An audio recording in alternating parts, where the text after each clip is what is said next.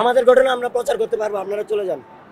আপনারা কোনো কাজে আসেন না এখানে, আপনারা আসছেন ফেক ভিডিও করার জন্য, আপনারা আসছেন শুধু শুধু ভিডিও বানানোর জন্য, ভিডিও দিয়ে ফোনের স্টোরেজ ফুল করার জন্য। কোনো রকম প্রচারণা হইতেছে না, আপনারা চলে যান, আপনাদের কোনো দরকার নাই। কোন প্রচারণা করছেন?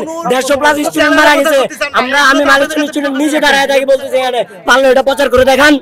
আপনারা বলেন যে প্রশাসন 150 বেশি স্টুডেন্ট মারা গেছে, 150 বেশি স্টুডেন্ট মারা গেছে, শুধু শুধু ভিডিও করে এখানে ইয়া করেন না, তামাশা করেন না, আপনারা চলে যান।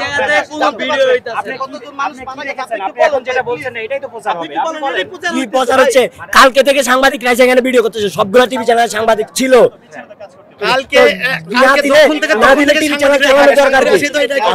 শোনেন, আমরা যখন কথা বলি সাংবাদিকের বিরুদ্ধে বলি, তখন ওনারা বলে যে ওনাদেরকে প্রশাসন থেকে চাপ দিচ্ছে, প্রশাসন থেকে দিচ্ছে না। আমার কথা হচ্ছে প্রশাসন থেকে যদি চাপ দেয় তাহলে আপনার সাংবাদিকরা করার কি দরকার? টিভি চ্যানেল কি দরকার?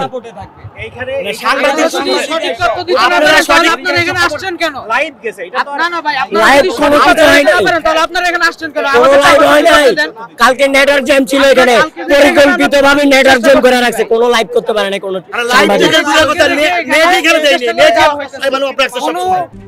RICL TMX, যুগের পর যুগ স্থাপনা থাকে মজবুত। আমরা 4 জন গেছি, আমাদের 4 জনকে সিভিলিয়ানরা ধাক্কা মারছে, ধাক্কা মেরে বলছে ঢুকতে দিবেন না কেন, আপনাদের বাপের প্রপার্টি নাকি? এটা কোন ধরনের কথা? আমি জন্মের পর থেকে মাইলস্টোনে পড়ি, আমার মানবতা আছে, আমি আসছি, আপনারা দেখেন এটা ওপেন, পুরা মাইলস্টোন পুরো ওপেন, যে কোনো সময় যে কোনো দিন ঢুকতে পারবেন, কোনো সমস্যা নাই। আপনারা একটু দেখেন অবস্থাটা দেখেন। সবাই তো স্টুডেন্ট না, সবাই স্টুডেন্ট।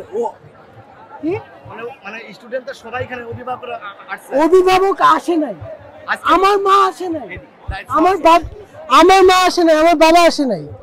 তারা জানে এখানে এসে লাভ নাই, আমাদেরকে পাঠাইছে, আমরা জানি। এখানে ম্যাক্সিমাম ড্রাইভার্সরা আসছে, রিক্সাওয়ালারা ঢুকছে, মানে যেই সেই মানুষরা ঢুকছে। এটা আমার অ্যানসার দেন, এখানে কেন? এটা কি টুরিস্ট স্পট? ঝালমুড়ি বেচা হচ্ছে এখানে, এটা একটা ক্রাইম সিন, এটা ঝালমুড়ি বেচার জায়গা না, চিপস বেচা। এখানে মহিলারা লিপস্টিক লাগায় লাইভ করতেছে, এগুলো কেমন ধরনের কথা? হকাররা বিক্রি করতেছে, এখানে দেখেন আড্ডা চলতেছে, পিকনিক পার্ক টুরিস্ট স্পট হয়ে গেছে এখন জাতীয়। দ্যাটস ইট, আর কিছু বলে না। হাসাহাসি ভিডিও করে সেলফি তোলা হচ্ছে এখানে। ক্রাইম সিনের কাগজটা ছিঁড়ে ঢুকে গেছে, কি বলবেন? আর কোনো বলার কিছু আছে? কিছু নাই। আমাদেরকে ধাক্কা মেরে দেখেন, আমার অবস্থা দেখেন, ধাক্কা মেরে সিভিলিয়ানরা আমাকে বলতেছে যে ঢুকতে দিবেন না কেন? এই উপদেষ্টা মণ্ডলীরা তো সবকিছু করছে, এই বিমান মালিক কেন এটা সঙ্গে উপদেষ্টা করেনি কেন? আজ এই এখানে কাজটা করতে জিজ্ঞেস করছি না, পরে দেখতে আসছি। আমি এক মহিলা, উনি বাচ্চা নিয়ে আসছে, আমার বোনের সাইজ, আমার বোন 1.5 বছর না 1 বছর। ওনাকে বললাম যে উনি নিয়ে আসছেন কেন? বলে আমরা এখানেই থাকি, আমরা একটু দেখতে আসছি। কেন আপনারা থাকেন এখানে, আপনারা দেখেন না এত বছর মাইলস্টোন কেমন? বা পরে আসতেন, 1 সপ্তাহ পরে আসতেন। আমরা তো স্টুডেন্ট দেখে আমরা আসছি, আমরা জন্মের পর থেকে এখানে পড়তেছি দেখে আমরা আসছি।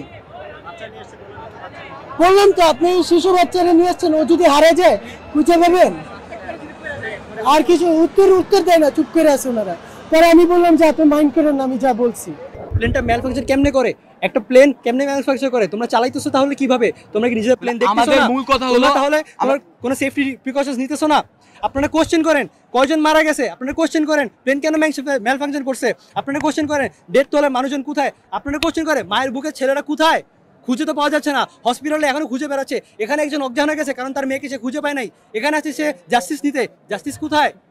কোশ্চেন করে কথা ছিল রিফর্ম বাংলাদেশ, বাট শুধু বাংলাদেশ রিফর্ম করতে হলে শুধু আমাদের নিজেকে, শুধু গভর্নমেন্ট রিফর্ম করলে হবে না, আমাদের নিজেকে রিফর্ম করতে হবে, শিক্ষা ব্যবস্থা রিফর্ম করতে হবে, আমাদের সবকিছু পরিবর্তন করে আমাদের নিজের মন মানসিকতা পাল্টাতে হবে।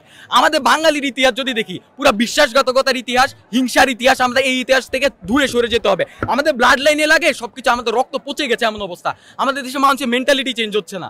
আমরা যদি বাংলাদেশকে রিফর্ম করতে চাই তাহলে আমাদের নিজেকে আগে রিফর্ম করতে হবে। আমরা গভর্নমেন্টকে দোষ করার আগে নিজেদের দোষ দিতে হবে, এমন কেন হলো?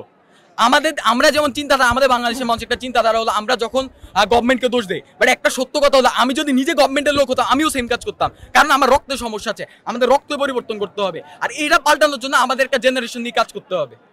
আমরা এটা করলে আমরা দেশ রিফর্ম করতে হবে। শুধু গভর্নমেন্ট রিফর্ম করলে দেশ রিফর্ম হয় না, আপনার নিজেকেও রিফর্ম করতে হবে। আপনি শুধু গভর্নমেন্টের দোষ দিলে হবে না, আমাদের নিজেকেও রিফর্ম করতে হবে। আমাদের সবাইকে নিজেদের দোষ নিতে হবে, শুধু একজনকে দোষ দিলে হবে না। 1952 সালে আমাদের দেশের মানুষ রক্ত দিয়েছে, 1971 সালে রক্ত দিয়েছে, 24 রক্ত দিয়েছে, আজকে 25 সালে আমাদের ছোট ভাইদের রক্ত দিতে হলো কেন? ওদের প্যারেন্টসরা ওদেরকে স্কুলে পাঠাইছে। স্কুল হলো আমাদের শিক্ষার জায়গা, আমাদের একটা কমফোর্টের জায়গা, এটা আমাদের সেফটির জায়গা। যদি স্কুলে যদি আমাদের সেফটি না থাকে, আমাদের সেফটি কই থাকবে? আমাদের জুলাই আন্দোলনের পরে আমাদের কোনো সেফটি নাই। আমাদের বিভিন্ন পলিটিক্যাল পার্টি যদি বলে, আমি যদি নাম নিলে আমার কি হবে আমি জানি না, সবাই আমাকে নিয়ে ধরবে।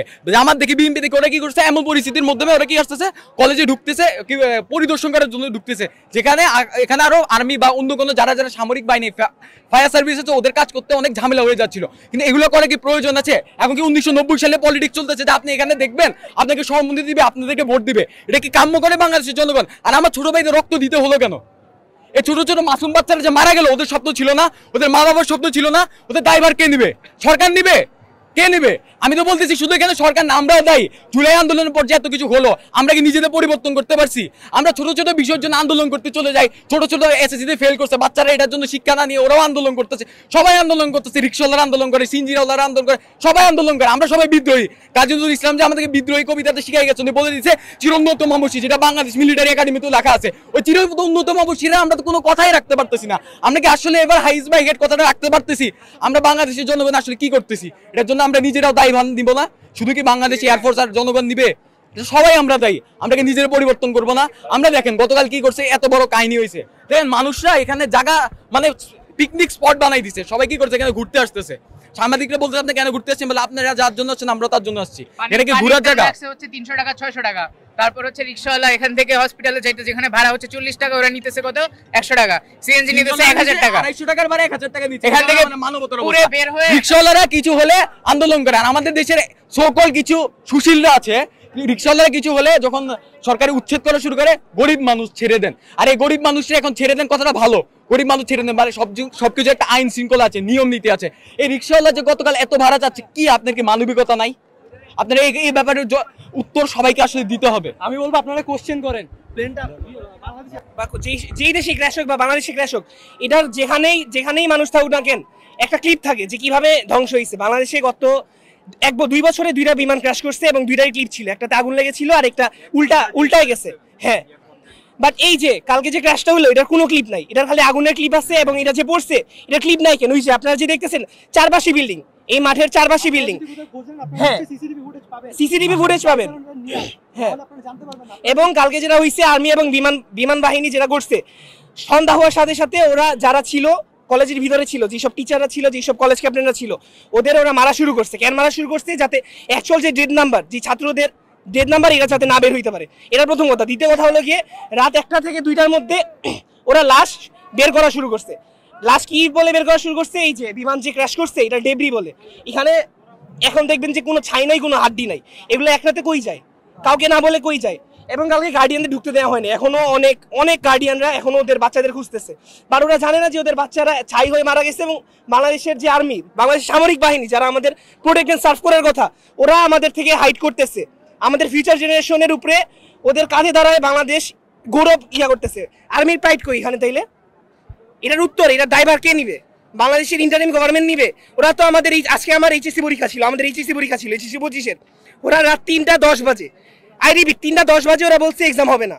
এত টাইম লাগে কেন? 3টা 10-এ যে বলছে এক্সাম হবে না, 12টা থেকে 3টার মধ্যে পুরা ঢাকার মধ্যে প্রত্যেকটা কলেজ ওদের দিছে, ওদের লেটার দিছে যে আমরা পরীক্ষা বর্জন করতেছি, আমরা কালকে পরীক্ষা দিব না।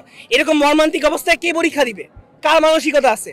এবং আপনারা যদি দেখেন, ফেসবুকে ঘাটেন, একটা পেজ আছে লাইট অ্যান্ড ফিজিক্সের, আমি আবার বলতেছি লাইট অ্যান্ড ফিজিক্স, ওইখানে একজন সচিবের যে অ্যাডভাইজার আছে, উপদেষ্টা আছে, ওইখানে লাইট অ্যান্ড ফিজিক্সের একজন স্যার কল দিছিল। আপনারা এখনো চাইলে ফেসবুকে ওটা দেখতে পারেন, এখনো আছে ভিডিওটা। ওইখানে বলছে যে, ওইখানে স্যারটা বলছে, ওই পেজের স্যারটা বলছে যে এরকমভাবে মর্মান্তিক একটা দুর্ঘটনার পর আমরা তো মেন্টাল কন্ডিশনে নাই, বিকজ আমরা আসলেই নাই মেন্টাল কন্ডিশনে, কালকে পড়তে পারি নাই ছেলেবেলে। তখন যে অ্যাডভাইসর ও বলছে যে I am not a mental doctor, ও ইংলিশেও বলতে পারেন ঠিক মতো যে I am not a mental doctor. ছাত্রছাত্রী বা কোনো শিক্ষকের যে মেন্টাল কন্ডিশন নাই এক্সাম দেওয়ার মতো, তো আমি কি করবো? একটা মন্ত্রীর উপদেষ্টা সচিবালয় রাত 12টা বাজে রাত 1টা বাজে জানে না যে এই কাহিনী নিয়ে কি করবে। আমরা কোন দেশে বসবাস করতেছি ভাই? এই যে এখানে এখনো আমার গুলির দাগ আছে, আগের বছর জুলাই এখানে যে আমরা আসি, এখানে 90% হলো গিয়ে এইচএসসি বলছি এবং 90% হলো গিয়ে জুলাই গণ আন্দোলনের অংশগ্রহণকারী। আমরা দেশটাকে স্বাধীন করছি। আমরা এখন যে গলিতে বসে আছে ওরা না, আমরা দেশটাকে স্বাধীন করছি। এখন আমাদের উপরে যে এরা মানসিকভাবে জুলুম করতেছে, এটার দায়ভার কে নিবে? একটা ব্যাচকে, একটা এইচএসসি 25-এর ব্যাচকে ওরা ল্যাবরেট বানায় রাখছে, এবং যাতে এটা দেশে বিভিন্ন জায়গায় যে দুর্যোগ চলতেছে এটা হাইড করার জন্য এটা হইতে পারে, এটা একটা কনস্পিরেসি থিওরি বা এটা হইতে পারে, বিকজ এটার তো কোনো লজিক্যাল এক্সপ্লেনেশন নাই। এটা যেইভাবেই দেখেন না কেন, যদি কমন সেন্স থাকে, নো লজিক্যাল এক্সপ্লেনেশন। কোনো দেশের একটা ন্যাশনাল ট্র্যাজেডি এইরকম একটা অবস্থা হইতে পারে? উত্তর দেন, হইতে তো পারে না। তো হাসিনার আওয়ামী লীগের আমল আর এই আমলের মধ্যে আমি পার্থক্য তো দেখতেছি না। কালকে ছাত্রদের ইয়াতে নিয়ে গেছে, হসপিটাল নিয়ে গেছে, ওইখানে দেখি যে বিএনপি শিবিরের ইয়ারা আইসা বসছে ওদের দেখাশোনা করতে।